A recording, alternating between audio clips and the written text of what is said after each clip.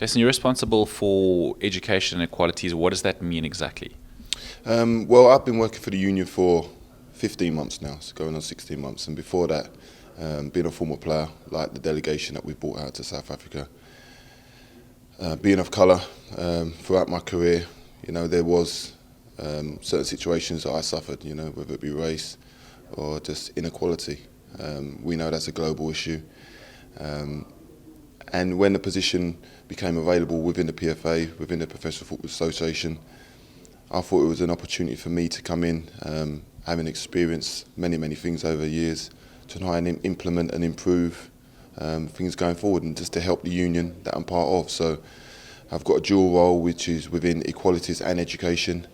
With equalities, I'm out there dealing with some of the superstars in English football, the Premier League, all the way down to our lower league clubs, and educating them on how to be better and understand their roles and responsibilities in and around race, homophobia, disability, just ensuring that they're better people and that they've got a full understanding of what's expected of them.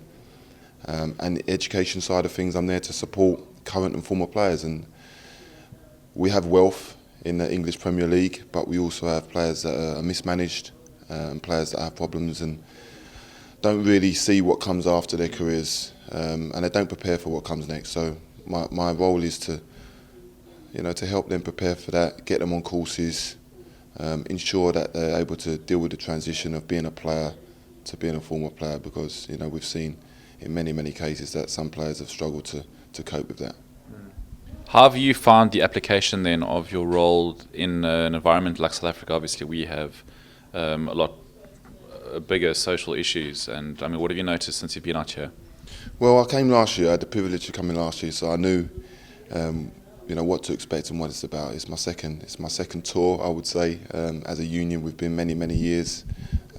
Long may it continue. I would like to continue coming.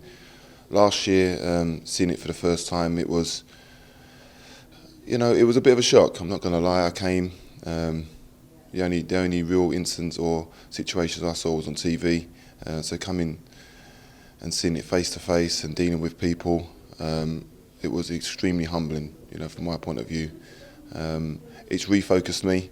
As I say, I deal inequalities, and it's given me drive and determination to go back and enforce my position and just explain. We know we're better off. That's the bottom line. We're better off. But what I have seen in my time in South Africa and Cape Town and Joburg, is people's desire and real drive to go and improve things. There's some great, fantastic people on the ground that we've come in contact with that have really impressed me. So I know some people have said great things about us, but from our point of view, we've met many special people who, if anything, have inspired me. I've been really touched by what I've seen, and we're dedicated. We want to continue the partnerships, and we want to, as John alluded to earlier, there's been many organisations that have come and left the country and not continued their partnerships. But from our point of view, we would like to see things grow. And coming back this year